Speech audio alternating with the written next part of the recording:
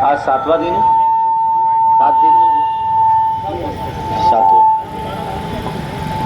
पिछले 7 तारीख से 7 दिन से जो ये सत्याग्रह चल रहा है बीजापुर में, ये और उसके पहले से भी, क्योंकि मुझे पता चला कि पिछले 1 महीने से यहाँ के अलग अलग समाज के लोग, अलग अलग वर्ग के लोग, अलग अलग संगठन के लोग, अलग अलग सोच विचार के लोग सब एक साथ एक ही मुहिम चला रहे हैं कि बीजापुर जिला अस्पताल प्राइवेट को नहीं जाना चाहिए, उसको बेचना नहीं चाहिए।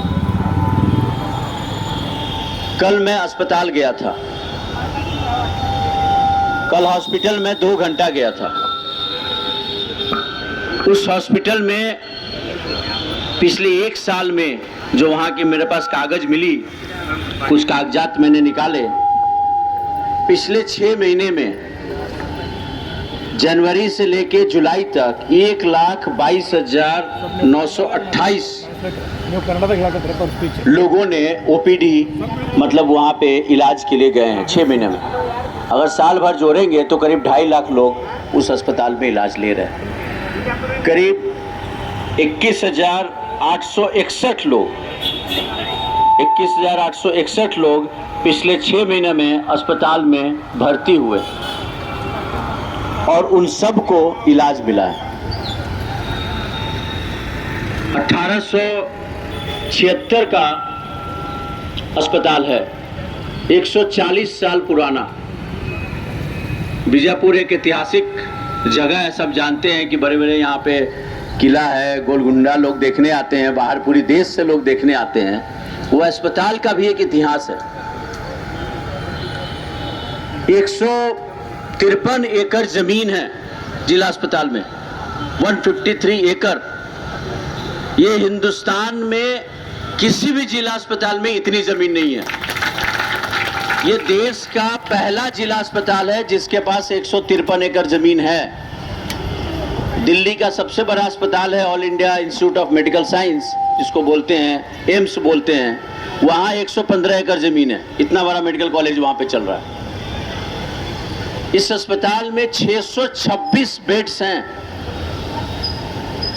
इतना 626 बेड का जिला अस्पताल हिंदुस्तान में मेरी नज़र में तो कोई नहीं है। जिला अस्पताल में 300 बेड होते हैं, 400 बेड होते हैं, 500 ज़्यादा से ज़्यादा होता है। यहाँ 626 बेड्स हैं। और मुझे जानकारी मिली कि 60 बेड का एक हॉस्पिटल वार्ड तैयार है, एक 250 बेड का तैयार है बिल्डिंग, एक 100 बेड का बिल्डिंग तैयार है। तो अगर आप ये सोचिए कि 400 बेड ये जोड़ दें और 625 अभी चल रहा है, तो 1000 बेड वाला अस्पताल 2023 में 2 साल से ट्रॉमा सेंटर का उद्घाटन हुआ है। 26 जनवरी 2023 में उद्घाटन होकर रखा हुआ है 100 बेड का ट्रॉमा सेंटर। ऑर्थोपेडिक मतलब किसी को चोट आ गई, किसी के एक्सीडेंट हो गई, किसी की हड्डी टूट गई, उसके इलाज के लिए इतना बड़ा ऑपरेशन थिएटर बना है, उसका उद्घाटन नहीं हो रहा है। मशीनें लग रही है एक्सरे की, 2 साल से क्यों उद्घाटन नहीं किया जा रहा है? अगर पूरा देखा जाए अस्पताल में, वहाँ पे नर्सिंग कॉलेज है, वहाँ पे पैरामेडिक का कोर्स चल रहा है, 10 रुपये में खाना मिल रहा है, 5 रुपये में नाश्ता मिल रहा है। मैंने भी कल वहाँ खाना खाया श्रीनाथ भाई के साथ और बाकी साथियों के साथ, और खाने की क्वालिटी अच्छी थी। ऐसा नहीं था कि खाने की 10 रुपये वाली खाना है तो खराब है। तो एक अस्पताल जो सही में हर तबके के लोग वहाँ जाते होंगे, 2.5 लाख लोग में, तो आप सब भी जानते हो, आप लोग भी जाते होंगे, बीमार पड़ते होंगे तो वहाँ इलाज के लिए, चाहे कोई भी हो, अलग अलग समाज के लोग हो, सबके लिए इलाज के लिए वो हॉस्पिटल बना हुआ है। और आज उस अस्पताल में करीब करीब हजारों करोड़ रुपया खर्चा हुआ होगा वो बिल्डिंग बनाने में। 3 साल से अस्पताल को अवार्ड मिल रहा है, सबसे स्वच्छ अस्पताल का देश में अवार्ड मिला हुआ है इस हॉस्पिटल को। तो आज हजारों करोड़, कम से कम 2-3 हजार करोड़ तो सरकार का खर्चा हुआ होगा इतने साल में उस अस्पताल को बनाने में, उसको मेंटेन करने में हर साल। उस अस्पताल को 400-500 रुपये में, पता चला, अभी रेट तो फिक्स नहीं है, कोई बोल रहा है 400, कोई बोल रहा है 500।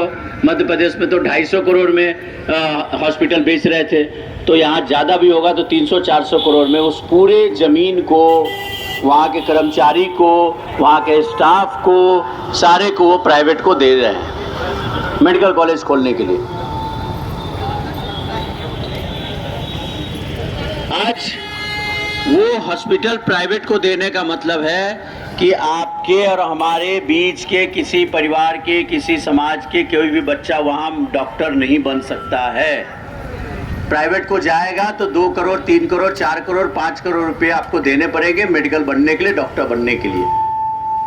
प्राइवेट को जाएगा तो आज आपको जो वहाँ फ्री इलाज मिल रहा है वो इलाज फ्री बंद हो जाएगी।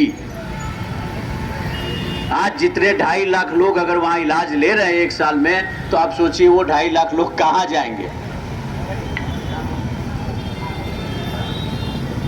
और दूसरे प्राइवेट में तो जाएंगे तो वहाँ तो पैसा देना पड़ेगा। सरकार जब बनी थी तो उन्होंने बोला था कि सबको स्वास्थ्य सेवा देंगे। स्वास्थ्य का मतलब होता है कि सभी को सब स्वास्थ्य देना, चाहे वो किसी भी समाज का हो, किसी भी जाति का हो, किसी भी मजहब का हो, सबको स्वास्थ्य देना है। हम लोगों की ये मांग है और हम लोग जन स्वास्थ्य अभियान इंडिया की ओर से यही काम करते हैं, चाहे कोई भी समाज का व्यक्ति हो, आप स्वास्थ्य सेवा देने के लिए भेदभाव नहीं कर सकते हैं। आप जाति का भेदभाव नहीं कर सकते हैं, आप किसी मजहब का भेदभाव नहीं कर सकते हैं। आज आप में से कोई भी अस्पताल में जाएगा, उसको सम्मान से, इज्जत से, रिस्पेक्ट से, आदर के साथ इलाज करना पड़ेगा। वो ये नहीं बोलेंगे कि इनका इलाज करेंगे, इनका इलाज नहीं करेंगे, इनका इलाज नहीं करेंगे। तो ये लड़ाई सबकी लड़ाई है।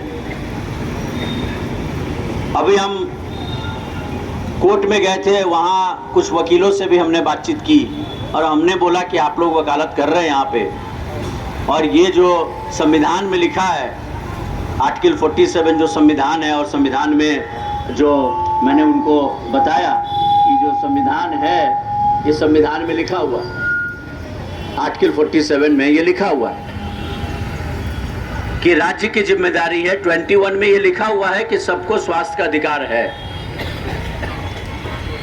तो आप तो इसका उल्लंघन कर रहे हैं।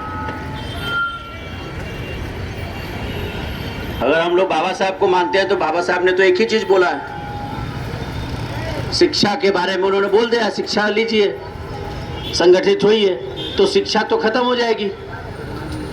जो फ्री वाली शिक्षा थी वो बंद हो जाएगी। और ये अस्पताल ही नहीं, ये स्कूल का भी यही चल रहा है। दिल्ली की सरकार, आपको जानकारी होना चाहिए इसलिए मैं बता रहा हूं, ये कागज है। दिल्ली में जिनकी सरकार है, केंद्र सरकार, उन्होंने ये तय कर दिया 2017 में कि सारे सरकारी संस्थानों को प्राइवेट को दे दिया जाए।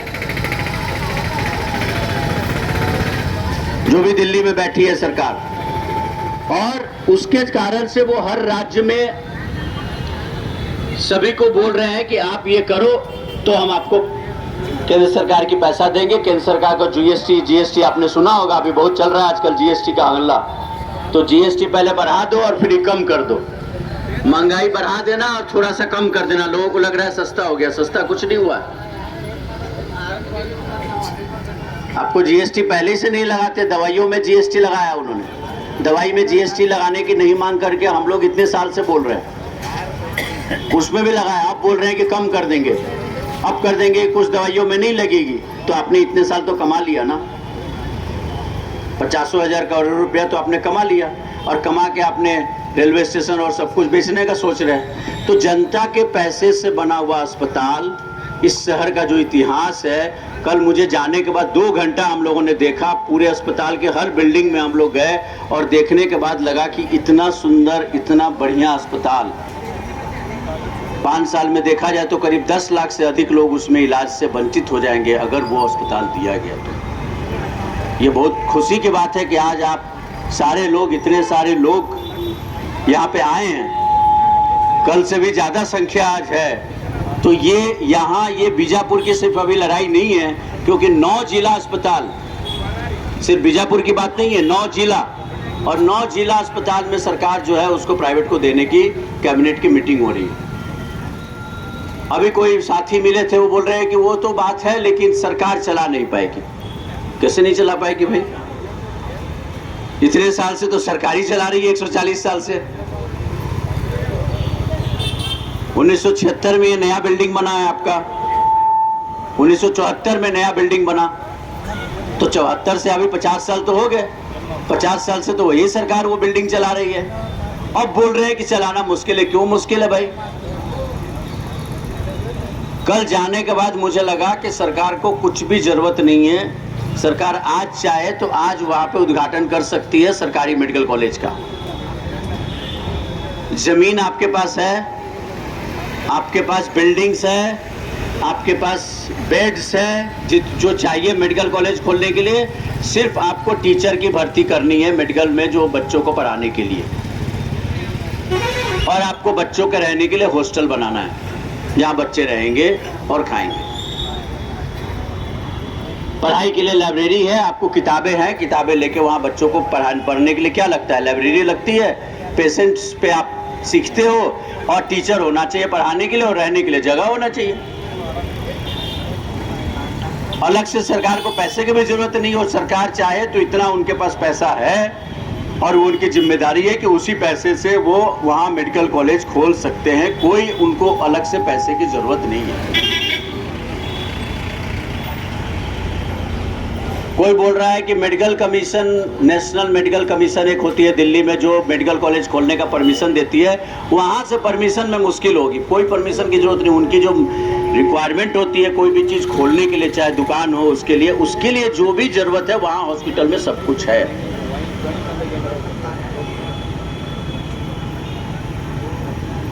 तो ये पूरे देश में चल रहा है। कर्नाटक तो उदाहरण है, मध्य प्रदेश में भी चला है, उत्तर प्रदेश में भी 6 मेडिकल कॉलेज अस्पताल उन्होंने बेच दिए। वहाँ के लोगों को पता नहीं चला। आप लोग तो इतने जागरूक हैं कि आप लोग यहाँ आए हैं, आप लोग की समझ है। मैं सलाम करता हूँ बीजापुर की जनता को कि यहाँ कल से मैं देख रहा हूँ, आज मैं अगर कोर्ट में गया तो वहाँ भी 4 वकील मिले जो बोले कि नहीं हमको पता है समर्थन में। अभी एक कॉलेज में मैं गया था, महिलाओं का कॉलेज है, वहाँ गया था तो वहाँ भी 2 प्रोफेसर मिले, बोले नहीं हमको पता है। उनको पर्चा हमने दिया, आपका जो ये पर्चा था हमने वहाँ जाके दिए। तो लोगों ने आज, अभी एक किसी प्रोफेसर ने बोला कि आजकल ये वाला जो है श्रीनाथ जी, ये वाला बोले कि आजकल कम मिलता है देखने को, ये मुट्ठी मतलब ताकत, बोलते हैं कम देखने को मिलता है। तो हमने उनको पर्चा दिया तो बोले बात तो सही है, ये अस्पताल नहीं मिलना चाहिए। मैसूर से आए थे वो, मैसूर के वहाँ प्राध्यापक थे, वहाँ के प्रोफेसर थे, उन्होंने, अप्पा साहब हमारे साथ थे, उन्होंने बोला कि हमारा पूरा समर्थन है, आप वहाँ भी कुछ भी हो तो हमें बताइए। उन्होंने पढ़ा पूरा, और पढ़ के उन्होंने बोला कि बहुत अच्छी बात है, हम लोग तो पढ़ाने का काम करते हैं, लेकिन ये संघर्ष का पर्चा जो छपा है बहुत ही अच्छा, हमारा समर्थन है। तो कोई व्यक्ति, कल से मैं यहाँ घूम रहा हूँ, ये नहीं मिला कि ये मुद्दा गलत है और ये संभव है। तो यहाँ की इतिहास को, यहाँ के अस्मिता को बचाने की है, और इससे बाकी जिलों पे भी असर हो रहा है। कल से जो खबर छपी है तो बाकी लोग भी पूछ रहे हैं, और बाकी जिलों में भी लोग, मुझे लग रहा है बीजापुर के संघर्ष से आप सभी जो साथी यहाँ पे संघर्ष को समन्वय कर रहे हैं, इसका नेतृत्व कर रहे हैं, इसको सबको साथ मिल के जोड़ रहे हैं। और मुझे लग रहा है कि किसी एक की ये लड़ाई नहीं है, सब लोग मिल के जिस तरीके से लड़ रहे हैं, हम सबको सलाम करते हैं। और मुझे लग रहा है इससे बाकी लोग भी जुड़ेंगे और सरकार पे दबाव पड़ना शुरू हो चुका है। सरकार पहले जो शांति से बैठी थी कि कुछ नहीं होगा, कौन देखेगा, क्या हो सकता है, आज उन लोगों को सोचना पड़ना शुरू हो चुका है। अखबार में खबर आने से, यहाँ के मुद्दे वहाँ जाने से, ज्ञापन देने से असर तो पड़ना शुरू हो गया, और इसका असर सिर्फ ये बीजापुर पे नहीं होगा। आप 9 जिलों को बचाने की ये अग्रणी लड़ाई चल रही है, क्यों इतना बड़ा संघर्ष किसी जगह नहीं चल रहा है। बाकी जगह भी संघर्ष हुए, उडुपी में हुआ है, कोलार में भी हुआ है, वहाँ भी हो रहे हैं, लेकिन इतना सतत और हर समाज के लोगों का मिला जुला, मुझे लग रहा है कि ये जरूरी है इसको बचाना। और इसमें जितना भी आप सहयोग दे सकते हो, क्योंकि ये इमरजेंसी की लड़ाई है। स्वास्थ्य सेवा पे संकट आया हुआ है, जैसे कोविड में आया था ना, कोविड के समय में सब लोग मुंह पे वो बांध के चल रहे थे ना एक दूसरे से, आप इसे ऐसे बैठे, उस समय तो कोई बैठ नहीं रहा था साथ में। ये वैसा ही संकट है, वो तो चाइना से आया था, ये तो बेंगलोर से ही आया है। ये संकट तो बेंगलोर के मंत्रालय से आया हुआ है और दिल्ली के नीति आयोग से आया हुआ है। बेंगलोर भी बाद में है। वो दिल्ली वाली सरकार पे दबाव डाल रही है कि ऐसा करो।